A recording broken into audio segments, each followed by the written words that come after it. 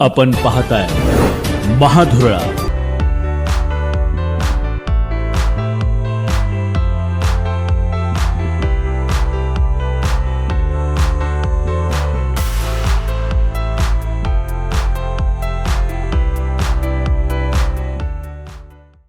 नमस्कार. महाधुरळा युट्यूब चॅनलमध्ये मी गुरु बाळमाळे आपल्या सर्वांचं मनापासून स्वागत करतोय. कोल्हापूर जिल्ह्याचं संपूर्ण जिल्ह्याचं ज्या मतदारसंघाकडे लक्ष होतं ते कसबा तारळे मतदारसंघात अखेर अरुण डोंगळे यांची कन्या अमृता डोंगळे विजयी झाली आहेत. या मतदारसंघाकडे प्रचंड लक्ष होतं. तिरंगी लढत झाली होती इथं.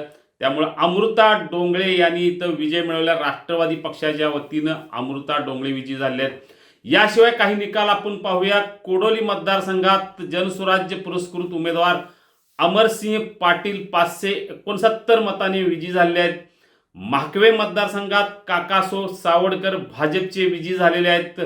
सिद्धनेरली मतदारसंघात सुयेशा घाटगे जे भाजपचे आहेत त्या निवडून आलेले आहेत. चिखली मतदारसंघात भाजपच्याच शिवानी भोसले निवडून आले आहेत. बोरोडे मतदारसंघात शोभाताई फराकटे निवडून आले आहेत. तिथं शीतल फराकटे या शिवसेनेच्या उमेदवारांचा पराभव झालेला आहे. कसबा सांगावमध्ये सुवर्णा कांबळे ज्या राष्ट्रवादीच्या आहेत त्या विजयी झालेल्या आहेत.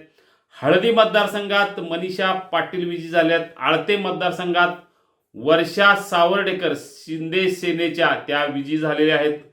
कसबा तारडेचं आत्ता सांगितलंच. वडणगे मतदारसंघात अखेर शिवसेनेला सुटलाय. शिंदे सेनेचे इंद्रजित पाटील इथं विजयी झाले आहेत. उत्तूर मतदारसंघात शिरीष देसाई यांचा विजय झालेला आहे. एकूणच काँग्रेसची घौडदौड कोल्हापूर जिल्ह्यात जोरात सुरू आहे. काँग्रेसने तब्बल 12 जागा जिंकलेल्या आहेत. याशिवाय भाजपनं 7, शिंदे सेना 7, राष्ट्रवादी 8, जनसुराज्य 4, स्वाभिमानी शेतकरी संघटना 1 आणि ठाकरे सेनेनं 2 जागा जिंकल्या आहेत. आपण पाहूया सांगलीचा निकाल. सांगली जिल्ह्यात भाजपची घौडदौड जोरात सुरू आहे. सांगलीत 18 जागा भाजपनं जिंकलेल्या. शिंदे सेना 7, अजित पवार गट 7, काँग्रेस 11 आणि शरद पवार राष्ट्रवादी शरद पवार गटाची जोरदार मुसंडी आहे. तब्बल 15 जागा शरद पवार गटानं मिळवल्या आहेत आणि 1 जागा शिवसेनेने मिळवल्या आहेत.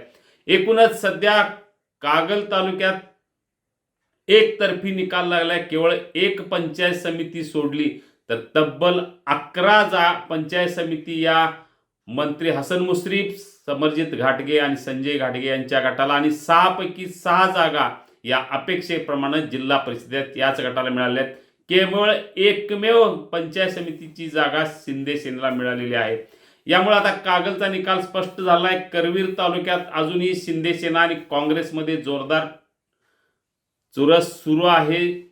जनसुराजने खातं खोललंय. राष्ट्रवादी अजित पवार गटाला सर्वाधिक फायदा होताना दिसतोय, कारण मोठ्या प्रमाणात या पक्षाचे उमेदवार विजयी होताना दिसत आहेत. भाजपनंही मुसंडी मारलेली आहे.